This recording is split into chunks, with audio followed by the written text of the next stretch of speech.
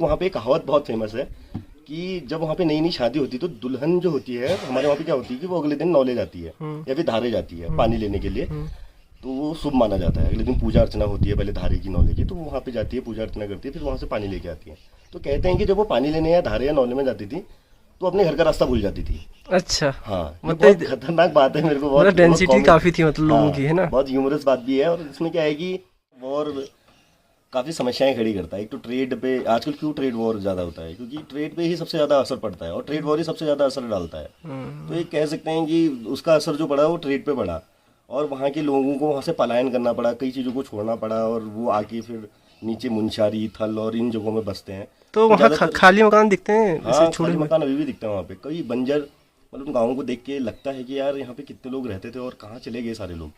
वहाँ ऐसा है कि कभी जब 1962 जब चीन का युद्ध हुआ था तो उससे पहले वहाँ पे पॉपुलेशन बहुत अच्छी थी। आप कह सकते हैं कि जब बहुत ज़्यादा डिस्ट्रिक्ट वगैरह नहीं थे तो लगभग वो भी अल्मोड़ा डिस्ट्रिक्ट में आता था। अच्छा। लेकिन उसको मिलम को और मरतोली को, बहुत सुंदर गांव है, मिलम को तब कुमाऊं का सबसे बड़ा गांव कहा जाता था। ये है, ये जो छोटा सा मैप मैंने तैयार किया है। तो हम कैसे कैसे गए, तो यहाँ से मुनस्यारी से हमारा ये मैंने स्टार्ट कर रखा है। अच्छा। तो पहले ये था कि हमको मुनस्यारी से पैदल ट्रैक करके जाना पड़ता था, तो एक दिन हमारा मुनस्यारी से करीबन रड़गाड़ी पहुंचने में लग जाता था। अच्छा। तो अब जो है रोड की कनेक्टिविटी के कारण रड़गाड़ी तक आप गाड़ी खड़ी कर सकते हो, यहाँ तक आप जा सकते हो। फिर उसके आगे आपको दोस्तों, मशहूर शायर अहमद फराज का एक खूबसूरत सा शेर है कि किसी को घर से निकलते ही मिल गई मंजिल, किसी को घर से निकलते ही मिल गई मंजिल, कोई हमारी तरह उम्र भर सफ़र में रहा।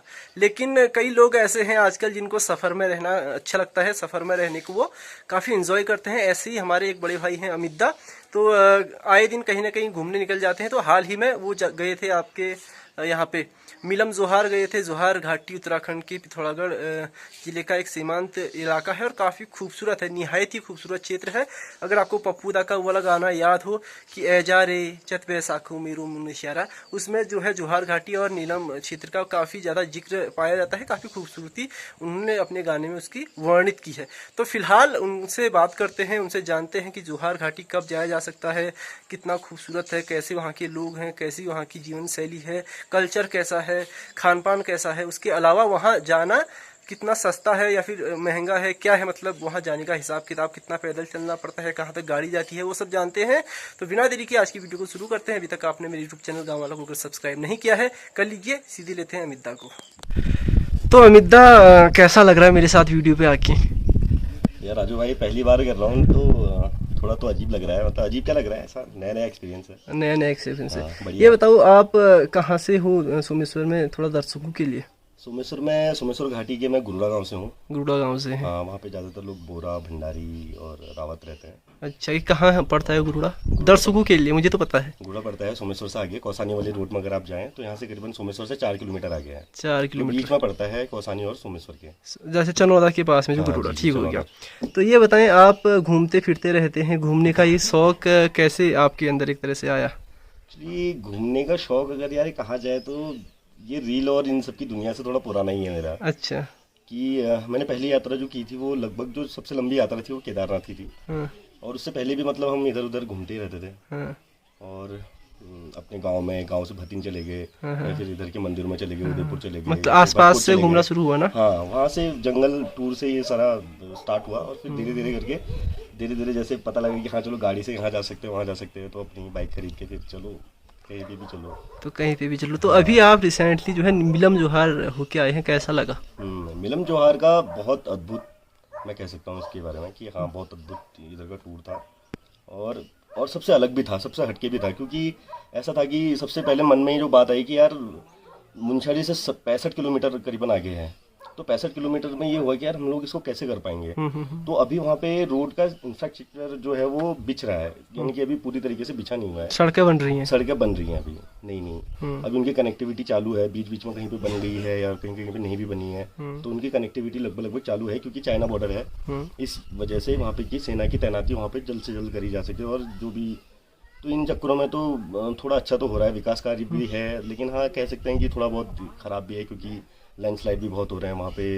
ग्लेशियर को प्रभाव पड़ रहा है, जो ग्लेशियर पहले आगे हुआ करता था वो अभी खिसक के 2-3 किलोमीटर और पीछे चला गया है। तो ये सारी दिक्कतों का सामना भी करना पड़ रहा है। जो तो ये बताओ कि वहाँ पैदल कितना चलना होता है, कहाँ से, अगर जैसे हम मान लें हम सोमेश्वर से जा रहे हैं मिलम के लिए, तो कहाँ कौन सा रूट होता है? सोमेश्वर से हमको सबसे पहले जाना होता है मुंशारी। तो मुंशारी जाने के लिए आपको बागेश्वर जाना होता है। अगर आप सोमेश्वर से जा रहे हो तो, अगर काठगोदाम से जा रहे हो तो तब भी आपको लगभग बागेश्वर के रास्ते या फिर बेरीनाग के रास्ते आपको अच्छा, जो जाना दिल्ली होता है। वाले हैं सारे काठगोदाम होते हाँ, हुए वो काठगोदाम होते हुए वो शेरा घाट और हल्द्वानी से अपना टैक्सी कैब जो भी बुक करें, और वहाँ से शेरा घाट होते हुए अल्मोड़ा, शेरा घाट और ये सारी जगह होते हुए बेरीनाग, बेरीनाग से थल, थल से मुंशारी। तो आपको मुंशारी पहुँचना ही है कैसे भी, चाहे आप रूट कोई सा भी लो, मुंशारी आपको पहुँचना है। मुंशारी के बाद में आपको ये है कि वहाँ से आपको गाड़ी, पहले ये था कि वहाँ से गाड़ी का कोई प्रबंध नहीं था, मुंशारी से ही पूरा ट्रैक स्टार्ट होता था। अब यह है कि आप वहाँ से करीबन 14 या 15 किलोमीटर आगे आप अपनी गाड़ी लेके जा सकते हैं, वहाँ पे पार्क कर सकते हैं और वहाँ से आपको फिर पैदल यात्रा चालू करनी पड़ेगी, जिससे आपका करीबन 14-15 या फिर 20 किलोमीटर मान सकते हैं कि, क्योंकि पहाड़ की चढ़ाई का कुछ कहा नहीं जा सकता कि रास्ते कितने भी लंबे हो सकते तो हैं। एक दिन में आप 15 के आसपास चल रहे थे? नहीं, हम एक दिन में हमने तय किया था कि 15 के आसपास चलेंगे, लेकिन हमको 20 किलोमीटर पे जाके हमने किया, लगभग 20 किलोमीटर हमने पर डे तय किया। तो हम देखते हैं कि हमारे सोमेश्वर में तो काफ़ी ठीक ठाक पॉपुलेशन है पहाड़ के हिसाब से, वहाँ की क्या स्थिति है? वहाँ की स्थिति यार, वहाँ ऐसा है कि कभी जब 1962 जब चीन का युद्ध हुआ था, तो उससे पहले वहाँ पे पॉपुलेशन बहुत अच्छी थी।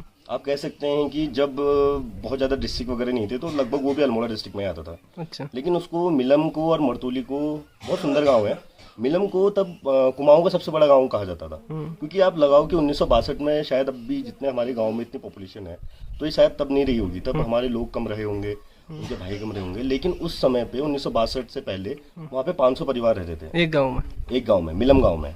मिलम और मरतोली दो बड़े गांव हैं, तो लगभग इसी के समकक्ष मरतोली में भी सेम वो आबादी रही होगी। तो 500 परिवार, यानी कि आप समझ लो कि 500 परिवार कितना बड़ा होता है। कि लोग वहाँ पे, एक कहावत बहुत फेमस है कि जब वहाँ पे नई नई शादी होती है तो दुल्हन जो होती है हमारे वहाँ पे क्या होती है कि वो अगले दिन नौले जाती है या फिर धारे जाती है पानी लेने के लिए, तो वो शुभ माना जाता है। अगले दिन पूजा अर्चना होती है, पहले धारे की नौले की, तो वो वहाँ पे जाती है, पूजा अर्चना करती है, फिर वहाँ से पानी लेके आती है। तो कहते हैं कि जब वो पानी लेने या धारे या नौले में जाती थी तो अपने घर का रास्ता भूल जाती थी। अच्छा। हाँ, मतलब खतरनाक बात है, मेरे को बहुत डेंसिटी काफी थी मतलब लोगों की, है ना, बहुत ह्यूमरस बात भी है। और इसमें क्या है कि, और मेरे को लगा कि वहाँ जाके, कि पहले मेरे को लगा कि यार ये ऐसा ही कोई कहावत होगी, लेकिन वहाँ जाके ये फील हुआ कि हाँ, क्यों ना भूल सकती है, क्योंकि सारे घरों की बनावट एक जैसी है। अच्छा। अगर उसका घर, क्योंकि जो शादी का घर होता है वो थोड़ा सजा हुआ रहता है, सिर्फ वही एक अंदाजा लगा सकता है कि हाँ ये मेरा घर है। अच्छा। तो दोस्तों, उम्मीद कर रहा हूँ कि आप इस बातचीत को एंजॉय कर रहे होंगे, लेकिन छोटी सी असुविधा आपके लिए, एक छोटी सी क्लिप मेरे से करप्ट हो गई थी। उसमें ये बात चल रही थी कि 1962 से लेकर, मतलब 1962 में जब चीन के साथ भारत का युद्ध हुआ, उससे पहले तिब्बत और भारत के बीच काफी व्यापार होता था इस इलाके में, मतलब आदान प्रदान होता था व्यापार का, चीजों का, सामानों का। जैसे तिब्बत से जो है नमक वमक आ जाता था हमारे भारत में, खासकर उत्तर भारत में, और यहाँ से चावल वगैरह हम वहाँ बेचते थे। तो इस वजह से जो ये वाला इलाका है पूरा, जोहार घाटी है, एक बहुत समृद्ध इलाका था और एक बढ़िया बाजार वहाँ पर था। लेकिन ये जो बातचीत का हिस्सा था जिसमें अमित दा ने ये सब बातें बताई, वो थोड़ा सा किसी कारणवश खराब हो गई वीडियो, तो इस वजह से मैं आपको ये बता रहा हूँ ताकि आप आगे की वीडियो को कंटिन्यू कर पाए। तो शुरू करते हैं फिर से। तो कहने का मतलब उन्होंने बाजार हमसे पहले देख लिया। हाँ। लेकिन तो बाजार उनके व्यवहार में नहीं आया क्या? हाँ, क्योंकि ये वॉर जो होता है ना, वॉर काफी समस्याएं खड़ी करता है। एक तो ट्रेड पे आजकल क्यों ट्रेड वॉर ज्यादा होता है, क्योंकि ट्रेड पे ही सबसे ज्यादा असर पड़ता है और ट्रेड वॉर ही सबसे ज्यादा असर डालता है। तो ये कह सकते हैं कि उसका असर जो पड़ा वो ट्रेड पे पड़ा और वहाँ के लोगों को वहाँ से पलायन करना पड़ा, कई चीजों को छोड़ना पड़ा और वो आके फिर नीचे मुंशारी, थल और इन जगहों में बसते हैं। तो वहाँ खाली मकान दिखते हैं। हाँ, खाली मकान अभी भी दिखते हैं वहाँ पे, कई बंजर, मतलब गाँवों को देख के लगता है कि यार यहाँ पे कितने लोग रहते थे और कहाँ चले गए सारे लोग। कई तो मिलते भी नहीं है, कई शायद हैं भी नहीं। अभी लोग जो हैं वो वापस आके वहाँ पे धीरे धीरे अपनी कम्युनिटी को वहाँ पे सेव कर रहे हैं। जैसे वो अभी 9 अगस्त के आसपास वहाँ पे एक मेला होता है नंदा देवी का। नंदा देवी जो वहाँ की आराध्य हैं, हमारे पूरे उत्तराखंड की हैं।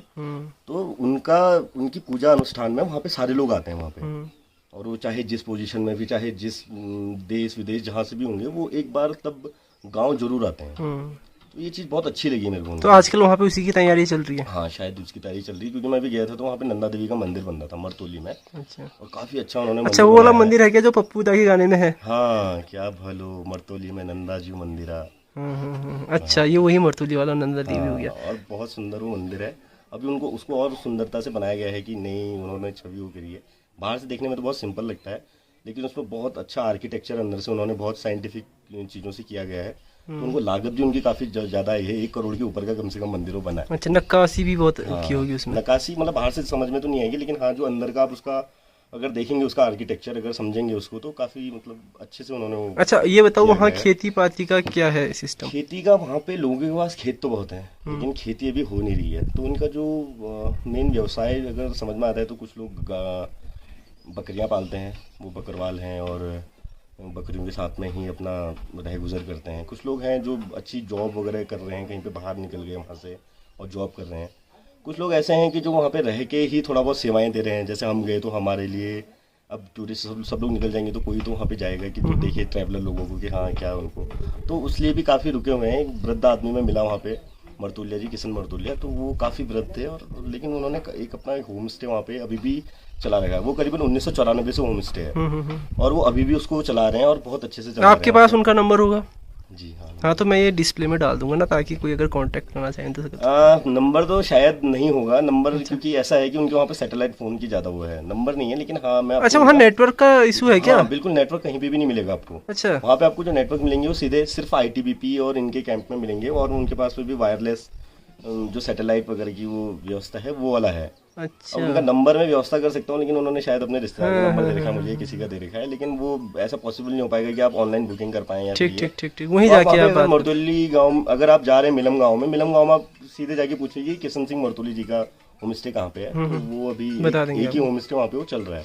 तो अभी वहाँ टूरिस्ट का क्या है, आते जाते हैं लोग हैं या फिर टूरिस्ट कभी का कभार? ऐसा है कि दोस्त टूरिस्ट ऐसा है कि जहाँ वैसे वहाँ पे टूरिस्ट कम और ट्रेवलर लोग ज्यादा जाते हैं। अच्छा। क्योंकि टूरिस्ट आपको, आप ये समझिए कि वो गाड़ी घोड़ा और ये सब जब तक उनको ना मिले अच्छा, पैसा टूरिस्ट और ट्रेवलर मतलब आप अपने आप को टूरिस्ट नहीं कहलाना चाह रहे हो? इसलिए मैं इंस्टा में भी अपना नाम ट्रेवलर दाजू है, टूरिस्ट दाजू नहीं है। अच्छा, है ना, क्योंकि मैं टूरिस्ट नहीं बनना चाहता, मैं ट्रेवलर होना चाहता हूँ कि मैं मतलब घूमो फिरो, वहाँ का लहजा समझो, गाँव को समझो। ऐसा नहीं कि हम गए और टांग फैला के बिस्तर में पड़े हुए हैं और मांग रहे चाय ले आओ भाई, पकौड़े छान दो, ये कर दो वो कर दो। ठीक है, उनके लिमिटेड जो भी रिसोर्सेज हैं, तो उन्हीं से हम भी चाहते थे कि उसी वही हम लोग खाएं और वही हम लोग अडॉप्ट करें। ये था वहाँ पे। अच्छा। अमित, ये बताओ कि आप कैसे कैसे मतलब वहाँ से आपने रूटीन बनाया था, और कब जाना आप प्रेफर करोगे, मतलब लोगों को सजेस्ट करोगे? यार दोस्त, वहाँ पे क्या है कि आपको ज़्यादातर तो आपको गर्मी में ही जाना है, क्योंकि गर्मी के टाइम पे ही वहाँ पे लोग जाते हैं। बाकी टाइम तो नीचे आ जाते हैं, क्योंकि वहाँ पे काफ़ी ज़्यादा बर्फ़बारी और ये सब चीज़ें हैं, तो वहाँ पे रहना पॉसिबल है नहीं। अच्छा। तो वो लोग आधे टाइम वहाँ रहते हैं, आधे टाइम यहाँ रहते हैं। तो ग्रीष्मकालीन जो समय रहता है उसमें वहाँ पे चले जाते हैं। जैसे अप्रैल के टाइम पे आप समझ लो कि वहाँ पे चले गए होंगे, तो उसके बाद आप कभी भी विजिट कर सकते हैं। लेकिन हाँ, बरसात के टाइम पे उस रूट को बंद कर दिया जाता है। अच्छा। और उसके बाद में आप खुलेगा वो अगस्त के बाद में, हाफ ऑफ अगस्त में या फिर सितंबर में। अच्छा। वहाँ की यात्रा वापस से चालू होगी। अच्छा, पहले क्या होता था कि जैसे अभी ओम पर्वत और आदि कैलाश में जैसे परमिट बनता है, इनर लाइन परमिट बोलते हैं जिसको, वो परमिट पहले वहाँ पे भी बनता था। अच्छा। लेकिन क्योंकि वहाँ पे ऑलरेडी यहाँ पे इतना कम टूरिज्म है और कम लोग वहाँ पे जाते हैं, क्योंकि चलना बहुत ज़्यादा है, तो इस वजह से शायद फिर सरकार ने फिर उसके बारे में दोबारा सोचा और उसको फिर बंद किया। अच्छा, अभी इनर लाइन नहीं चाहिए? अब अभी नहीं है, हो सकता है कि अगर रोड बन जाए तो फिर वो जरूरी हो जाए, पास जरूरी हो जाए, क्योंकि वहाँ पे ITBP वगैरह लगी रहती है, आर्म फोर्सेस है वहाँ पे, तो वो सब सेवाएं दे रहे हैं अपनी निरंतर। तो उनसे उनका रहना भी वहाँ पे काफ़ी पॉसिबल वे में देखा जाए तो अच्छा है। और वहाँ पे लोगों को जो समस्याएं होती है वो भी दूर करते हैं। किसी को स्ट्रेचर में लेके आना है, किसी की तबीयत ख़राब है या फिर इस तरीके की समस्याएं हैं, तो लोग मतलब आर्मी से रिक्वेस्ट करके उनके हेली में भी वो उनको मुंशारी तक का ड्रॉप करते हैं। अच्छा अच्छा अच्छा, तो आर्मी वहाँ लोगों की मदद कर रही है? हाँ, आर्मी तो हर जगह मदद करती है वैसे। तो ये बताओ, जो आपने ये हाथ में पकड़ रखा है एक डायरी जैसा, इसमें आपने कुछ बना? आपके लिए रखा हुआ है। ये बताओ इसमें क्या है? बताता हूँ कि ये है एक मैप। अच्छा। कि मैं वहाँ पे कैसे गया, पहले मैं आपको ये बताता हूँ कि ऐसा हुआ कि मैं और मेरा एक दोस्त था, तो हमने अचानक ही प्लान बनाया कि यार कहीं तो ऑफ बीट घूमना है। क्योंकि हमेशा ऐसा होता है ना, हम गाड़ी लेके पहुंच जाते हैं और नज़दीक या फिर कुछ 10-15 किलोमीटर करके आ जाते हैं। और ये इस बार ऐसा था कि यार कुछ अलग देखें, कुछ ऐसा कि जो कभी देखा ना हो। तो ऐसा यार हमने सोचा कि बाहर चलें फिर, या तो उत्तराखंड में इतना बढ़िया हमको वो मिला कि मिलम जोहार चलते हैं, क्यों नहीं। क्योंकि वहाँ पे काफी ऑफ बीट लोकेशन है, कोई जाता नहीं है और इतनी इजीली कोई पहुंच नहीं सकता है वहाँ पे। तो हमने इस बारे में सोचा कि चलो वहाँ चला जाए। मिलम जोहार काफी सुना था, पप्पू दा के गाने में बहुत सुना है मिलम जोहार का, और पप्पू दा के साथ में ललित मोहन जोशी हो गए, जो भी हमारे पहाड़ी हैं, तो इन्होंने काफी गाने मिलम जोहार की सुंदरता के ऊपर लिखे हैं या फिर उनको गाया है। तो इस वजह से हमने थोड़ा प्रेरित हुए कि हमने कहा जाना तो चाहिए भाई। और कुछ दोस्तों ने भी रिकमेंड किया कि बहुत अच्छा ट्रैक है, नहीं गए हो तो फिर जाना चाहिए, या फिर वो खुद भी नहीं गए हैं तो लेकिन उन्होंने बहुत तारीफ करी। तो यार जो नहीं गया वो भी तारीफ कर रहा है तो कोई तो बात है। तो इस वजह से हमने सोचा कि वहाँ जाना चाहिए। तो अब ये है, ये जो छोटा सा मैप मैंने तैयार किया है, तो हम कैसे कैसे गए। तो यहाँ से मुनस्यारी से हमारे मैंने स्टार्ट कर रखा है। अच्छा। तो पहले ये था कि हमको मुनस्यारी से पैदल ट्रैक करके जाना पड़ता था, तो एक दिन हमारा मुनस्यारी से करीबन रड़गाड़ी पहुँचने में लग जाता था। अच्छा। तो अब जो है रोड की कनेक्टिविटी के कारण रड़गाड़ी तक आप गाड़ी खड़ी कर सकते हो, यहाँ तक आप जा सकते हो। फिर उसके आगे आपको लगातार गांव पड़ते हैं, शूनी, बगुडियार, नहर देवी। बगुडियार में आपका आईटीबीपी से वहाँ पे सामना होता है, तो वो आपसे आईडी वगैरह और ये सब लेते हैं कि आप सही टाइम पे वहाँ पे पहुँच गए या फिर नहीं पहुँच पाए, या फिर आपको कोई दिक्कत तो नहीं हुई, आप क्यों रह गए पीछे। तो आपके रेस्क्यू के लिए ये सब आपकी डिटेल्स वहाँ पे चाहिए होती है। तो आप वहाँ पे आईटीबीपी में वहाँ पे अपना अपना नाम वगैरह फॉर्म कुछ नहीं है, एक नाम अंकित करते हो, अपना नंबर, नाम और ये। फिर उसके बाद में यहाँ से आप जाते हैं नहर देवी। आपने गाने में सुना होगा, क्या बोलो क्या भलो, क्या है वो? नहीं, वो ऐसा कुछ नहीं है। तो ऐसा है कि वो भी गाना याद नहीं आ रहा देवी ऐसा कुछ तो है। हाँ वो कुछ तो है, अभी याद तो नहीं आ रहा। नहर देवी गंगा किनारा ऐसा कुछ ना, गोरी गंगा किनारा वह है नहर देवी। हम पहुंचे यहाँ से, लगातार हमने ट्रैक किया पहले दिन। तो यहाँ से नहर देवी है, मपांग है, फिर उसके बाद में रिलकोट हम गए। उसके ऊपर एक गांव है रिलकोट, ये हमारा रास्ते में मिस हो गया कि हम नीचे के रास्ते चले गए, हमने शॉर्टकट मारा और ऊपर एक लपसा गांव है, बहुत खूबसूरत गांव है। इसके सामने बहुत अच्छा, क्या कह सकते हो, उसके सामने भी एक बहुत अच्छा हिमालय पर्वत है और हिमालय पर्वत की श्रृंखला है, और वहाँ पे ग्लेशियर भी बहुत अच्छा है। अच्छा। फिर उसके आगे हम रिलकोट, लपसा तो अगले दिन जब वापसी आ रहे थे तब हमने किया। फिर उसके आगे हम उस दिन रुके यहाँ रिलकोट में। रिलकोट में हमने पहले दिन का स्टे किया। ये करीबन हमने 20 किलोमीटर ऐसे चल के गए। हमने सोचा था कि करीबन 12 किलोमीटर चलेंगे यार पर डे और इस तरीके का कुछ करेंगे, लेकिन पता नहीं वहाँ पे थोड़ा सा मैजिक तो है कि आप लगातार चलते रहते हो। गांव भी बहुत दूर दूर हैं और बहुत अच्छा क्लाइमेट है वहाँ पे। तो चलते रहे तो पता ही नहीं हुआ कि थकान भी लग रही है। तो हम रिलकोट तक का हमने पहले दिन कर लिया था। अच्छा। तो हमने अगले दिन का जो सफर किया वो ओल्ड रिलकोट होते हुए। ओल्ड रिलकोट ऐसा है कि वहाँ पर से जनसंख्या मूव हो चुकी है। अच्छा। मतलब ओल्ड रिलकोट एक पहाड़ी में पड़ता है, वहाँ पे बहुत ज्यादा हवा वगैरह चलती है। तो उनके पहले से क्या होता था कि छत उड़ के नदी पार चली जाती थी, ऐसा कहते हैं। ये नदी जो क्या ना, हाँ, बीच में यहाँ से गोरी गंगा है। इसमें मैं तुमको बताऊँ कि जो गोरी गंगा का उद्गम स्थान है वो मिलम ग्लेशियर है। अच्छा। वो जोहारपुरी वैली जो है वो मिलम, मतलब जो वो गोरी गंगा के किनारे ही बसती है। वो आगे जाके जौलजीबी में मिलती है काली गंगा से, ठीक जो नेपाल से आती है। ठीक। तो हम आगे गए रिलकोट से मरतोली गए हम। मरतोली काफी सुंदर गांव है, जो कि मिलम के समकक्ष एक बड़ा गांव हुआ करता था पहले। बहुत ज्यादा पॉपुलेशन यहाँ पे थी। तो मतलब मिलम और मरतोली दो वहाँ के बहुत बड़े गांव थे। दो वहाँ पे मेन बड़े गांव हैं जोहार वैली में ना। हाँ, और नंदा देवी, यहाँ पे नंदा देवी जी का मंदिर है। और यहाँ से नंदा देवी की जो, ये मैंने इसीलिए ये इस तरफ बनाया है कि यहाँ से नंदा देवी का जो होता है दर्शन होते हैं यहाँ से। अच्छा। ठीक है। फिर यहाँ से आगे जो हमको बुरफू गांव पड़ा, बिल्जू गांव पड़ा, तो हम रोड के दाईं तरफ चल रहे हैं। यानी कि अब हम यहाँ से हमने बुरफू से क्या किया कि हम रोड के दाईं तरफ चले गए। अच्छा। नदी की दाईं तरफ चले गए, रोड के, सॉरी नहीं, नदी की दाईं तरफ चले गए। और नदी की दाईं तरफ हम ये जब चलते रहे तो आगे हमको बिल्जू गांव मिला। बिल्जू गांव से भी हमको वहाँ से, ये जो रास्ता है ये चौड़ा रास्ता है या फिर पतला रास्ता है? हाँ, ये चौड़ा रास्ता है। अच्छा। अगर आप इस तरफ से जाएं, जो मैंने इस तरफ की एक हल्की सी बनाई है लाइन, तो ये दूसरे गांव को जाती है। ये पतला रास्ता है। ये दूसरे गांव है यहाँ पे गनघर और पांचू। इधर से Nanda Devi east base camp के लिए एक यात्रा, और मतलब यात्रा क्या कह सकते हैं कि एक ट्रैक और है वहाँ से करीबन 7-8 किलोमीटर के बाद में आपको नंदा देवी का ईस्ट बेस कैंप यहाँ पे मिलेगा। और लोग यहाँ पे एक्सपीडिशन वगैरह जो भी चालू करते हैं वो यहीं से करते हैं। वैसे तो पॉसिबल बहुत कम बताया जाता है कि नंदा देवी को माप पाना बहुत मुश्किल है। काफी लोगों ने इसमें, इसके लिए तो आप, नंदा देवी में एक कंट्रोवर्सी भी हुई है ना कुछ।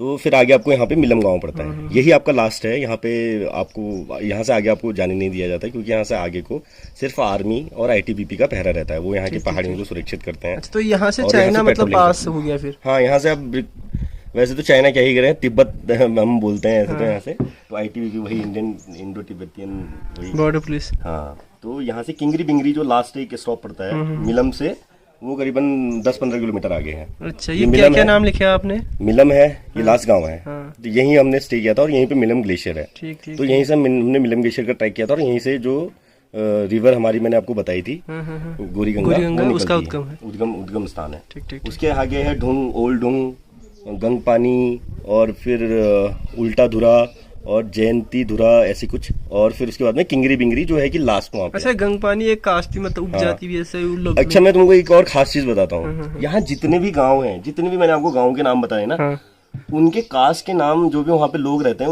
उनके जो कास्ट है वो उसके ही अराउंड चलते हैं। अच्छा, गांव के नाम जैसे मिलम में तो लगभग मिक्स रहते हैं, वहाँ पे सारी बिरादरी। अच्छा, मरतोली में जो मरतोलिया लोग हैं, मरतोलिया जो लोग रहते थे वो मरतोली के हैं। रिलकोटिया जो है वो रिलकोट के हैं। तो इसी तरीके के सारे वो हैं, मतलब जिनकी भी कास्ट वगैरह है वो उन्हीं के नाम की वजह से जाने जाते हैं। ठीक ठीक ठीक। तो यही है सबके पीछे।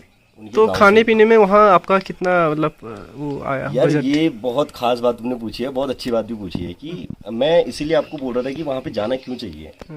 तो वहाँ पे इतना अलग एटमॉस्फेयर है और वहाँ पे इतना अलग उनके संस्कार हैं कि उन्होंने हम लोगों से बहुत कम चार्ज किया, क्योंकि वहाँ पे लोग बहुत कम जाते हैं और वो हो सकता है कि अपनी संस्कृति उनको दिखाना चाहते हैं या फिर जो भी उनका कल्चर है। और उसके तो आप वहाँ पे कई गाँव में तो ऐसा है कि आप वहाँ पे रहें और उनको सिर्फ खाने का पैसा दें, जो उनके खाने का वो है। और वहाँ पे कोई महंगा भी नहीं है, लोग अपने घोड़े खच्चर वगैरह से सब ये चीज़ें मंगाते हैं। एक मैगी आप क्या लोगे, 50 रुपये की यहाँ पे भी मिलती है, 50 रुपये मेरे को वहाँ पे भी मिली। ठीक ठीक। और वैसे तो हमने मैगी ज़्यादा प्रेफर नहीं करता, तो लगभग ऐसा रहता है कि वहाँ के लोकल फूड को आप खाएं। तो क्योंकि नाश्ते में कभी कुछ मिलता नहीं है, तो इस तरीके से, क्योंकि खाना वहाँ पे सीधे खाने का ही ऑर्डर होता है, वो भी ऑर्डर के दौरान तैयार होता है। तो आप उनको वहाँ पे ऑर्डर दें तो आपको वहीं की ही चीज़ें खिलाएंगे। जैसे वहाँ मसूर की दाल हो गई और वहीं की झोली वगैरह और इस तरह की चीज़ें हैं। और मतलब काफ़ी वहीं की हमने डिशेस वहाँ पे खाई। मतलब बहुत ही एक तरह से सस्ता है खाना। मैं जो तुमको खास बात बता रहा था कि वहाँ पे आपसे रहने खाने का इतना कम चार्ज लिया जाता है कि 100 रुपये में आपको होटल वगैरह मिल जाएंगे, आपकी रहने की व्यवस्था, मतलब 100 रुपये में आपको बेड मिल जाएगा, आपको डॉर्मेटरी मिलेगी। ऐसा नहीं कि आपको कोई भव्य कमरा मिलेगा या ऐसा कुछ नहीं है, किंग साइज बेड मिलेगा। लेकिन हाँ, आपको रात गुजारने के लिए एक बेड बहुत होता है और क्या कहते हैं कंबल मिल जाएंगे सोने के लिए।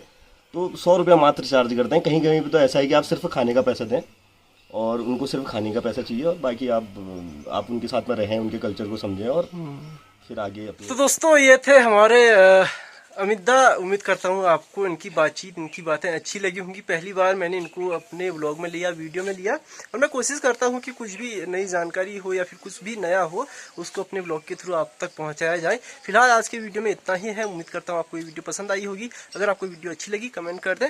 फिलहाल आज के लिए इतना ही, मिलते हैं आपको एक नई वीडियो के साथ कल सुबह 8 बजे। तब तक के लिए tata bye bye, take care, अपना ख्याल रखिए। जय श्री राम, टाटा।